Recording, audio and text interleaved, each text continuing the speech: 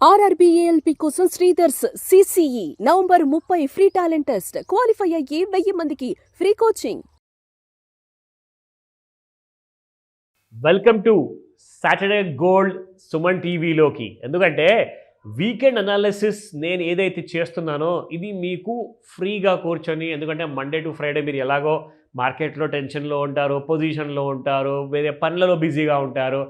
శనివారం మాత్రము ఈ ఎపిసోడ్ మీరు శనివారానికి చూసినప్పుడు మీకు చాలా హ్యాపీగా, తీరికగా, అర్థం కానిది, తప్పు జరిగింది అన్నీ కూడా మీకు ఇక్కడ అర్థమవుతాయి. ఈ సాటర్డే వీకెండ్ అనాలిసిస్ వీడియో నేను ఏదైతే చేస్తున్నానో మీకోసం. సో ఇందులో మనం అర్థం చేసుకోవాల్సినవి అండ్ కొత్త విషయాలు తెలుసుకున్నాయి చాలా ఉన్నాయి. మిస్ అవ్వకుండా చూడండి. ఎవ్రీ మినిట్ మ్యాటర్స్ ఈ వీడియోలో. ఓకేనా? So let's start. First and foremost మనం ఏం చేద్దామంటే బంగారం అసలు గత వారంలో ఎలా బిహేవ్ చేసింది, ఎలా క్లోజ్ అయ్యింది, గత వారం 10 రోజుల విషయాన్ని పట్టించుకుంటే. అండ్ ఇంకొక విషయం చెప్తాను. ఫస్ట్ అండ్ ఫార్మోస్ట్ ఏంటంటే మీరు ఈ విషయం తెలుసుకోవాలి. మీకు ఎవరు చెప్పరు, ఎవరు చెప్పినా పూర్తి ఇన్ఫర్మేషన్ ఇవ్వకపోవచ్చు. నేను మాత్రము ఇక్కడ చదివి మరీ మీకు పూర్తి ఇన్ఫర్మేషన్ ఇస్తున్నాను, చూడడం.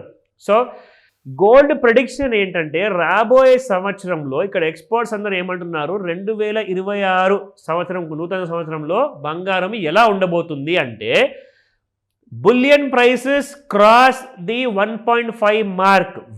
Bullion prices will cross 1.5 lakh mark. అంటే ఇప్పుడు ఎలాగో 1,25,000 నుంచి 1,30,000 ఉంది కాబట్టి ఇది కూడా కాస్త ఇంకా పెరిగేసి 1,50,000 టచ్ అవుతుందా 2026లో. అంటే పెద్ద పెద్ద ప్రపంచ బ్యాంకులు ఉన్నాయి కదండి, like Bank of America or వేరే చాలా రీసెర్చ్ చేసే కంపెనీస్ అన్నీ కూడా ఏం చెప్పాయో మీకు ఇక్కడ చూపిస్తాను. షాక్ అవుతారో, జాగ్రత్తగా వాచ్ చేయండి. కానీ ఇదే నిజమని చెప్పి నమ్మద్దు అని చెప్తాను. ఎందుకంటే ఎక్స్పర్ట్స్ ఉన్నారు, అనాలిసిస్ చేస్తారు, హోంవర్క్ చేస్తారు, ఒకలాంటి కైండ్ ఆఫ్ ఇన్ఫర్మేషన్ ఇస్తున్నారు. ఇది రికమెండేషన్ వాళ్ళు ఇవ్వట్లేదు, నేను ఇవ్వట్లేదు. మీరేం చేస్తారంటే ఇవన్నీ కూడా చూసిన తర్వాత, విన్న తర్వాత మీరు టెక్నికల్ అనాలిసిస్ పద్ధతిలో, చార్ట్స్లో మీ టూల్స్ అన్నీ వాడి మీరు చూడండి. మీకు ఒకవేళ తెలియకపోతే నేర్చుకోండి. దయచేసి ఇన్ఫర్మేషన్ సగం ఉంటే మాత్రం మీకు డబ్బులు ఎప్పుడు రావు, నాలెడ్జ్ కూడా పూర్తిగా రాదు. So let me show you the very important prediction. మొట్టమొదటి కంపెనీ ఏం చెప్పింది బంగారం గురించి చూద్దాం. సో ఇక్కడ చూసుకుంటే gold price prediction India after a record price surge this year, gold could continue into rising spree in 2026లో కూడా బాగా పెరిగే అవకాశాలు ఉన్నాయంటున్నారు. సో ఎల్లో మెటల్ చూసుకుంటే దాదాపు 5 నుంచి 20% నెక్స్ట్ సంవత్సరంలో పెరిగే అవకాశాలు ఉన్నాయి అంటున్నారు.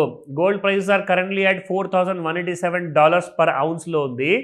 అంటే దాదాపు చూసుకుంటే కరెంట్లీ దాదాపు $130,000 ఉందండి. అయితే బ్యాంక్ ఆఫ్ అమెరికా ఏమంటుందంటే $5,000 వరకు టచ్ అవ్వబోతుంది అంటున్నారు. దాదాపు 19% వరకు పెరగచ్చు ఉన్న కరెంట్ రేట్ నుంచి అని చెప్తున్నారు. దీనికి కారణాలు ఏంటంటే వాళ్ళు ఏం చెప్తున్నారంటే కీ ఫ్యాక్టర్స్ ఏమున్నాయి అంటే US expanding deficit spending and president Donald Trump's unorthodox macro policies are still in place. The bank said that gold remains under invested for long term portfolios despite the current recent price. Oh my god, నిజమా? నేను ఏం చదివాను మీకు అర్థమైందా? చెప్తాను వినండి. So వీళ్ళు ఇక్కడ ఏమంటున్నారంటే బ్యాంక్ ఏం చెప్తుందంటే బంగారంలో ఎంతైతే ప్రపంచంలో ఉన్న డబ్బు పెట్టుబడిగా రావాల్సింది ఉందో అది ఇంకా రాలేదంటుంది. అంటే దీనికి అర్థం ఏంటంటే ఇంకా ప్రపంచంలో కానివ్వండి, మన భారతదేశంలో కానివ్వండి, అన్ని దేశాల్లో బంగారంలో అస్సలు పెట్టుబడి పెట్టాల్సిన ఆ పెద్ద డబ్బు ఇంకా రాలేదు అంటున్నారు. Under invested.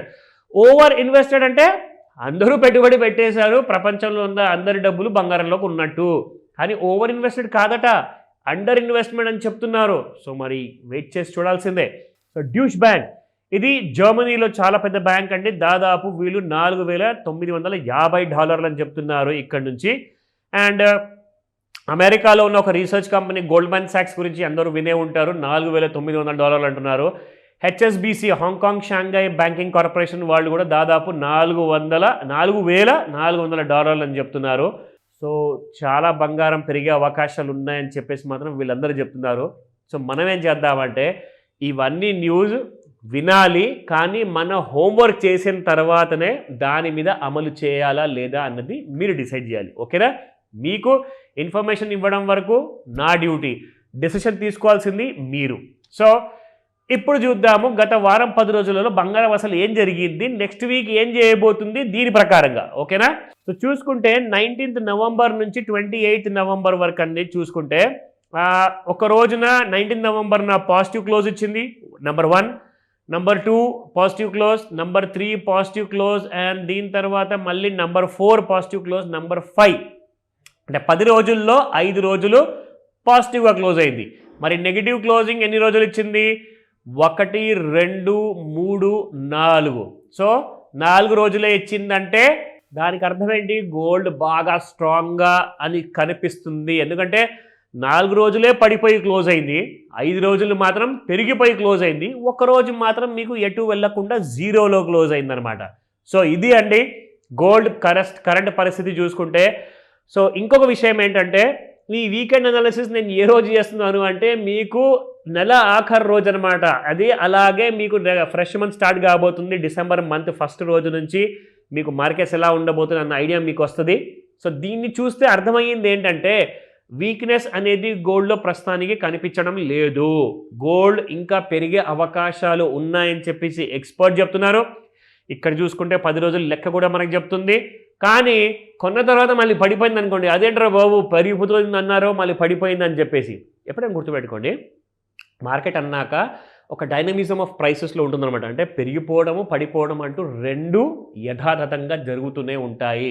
సో భయపడే వాళ్ళ కోసం మాత్రం ఇలాంటి ఫ్యూచర్స్ మార్కెట్స్ పనికిరావు. ఎవరైతే గుండె ధైర్యంతో లాస్ అయినా కానీ నేను దాన్ని ప్రాఫిట్లోకి తెచ్చుకుంటాను అన్న నమ్మకంతో అన్న ఫుల్ అండ్ రైట్ నాలెడ్జ్తో ఉన్న వాళ్ళకే డబ్బులు వస్తాయి. లేదంటే మాత్రం డబ్బులు పోతూనే ఉంటాయి, లాసెస్ పెరుగుతూనే ఉంటాయి.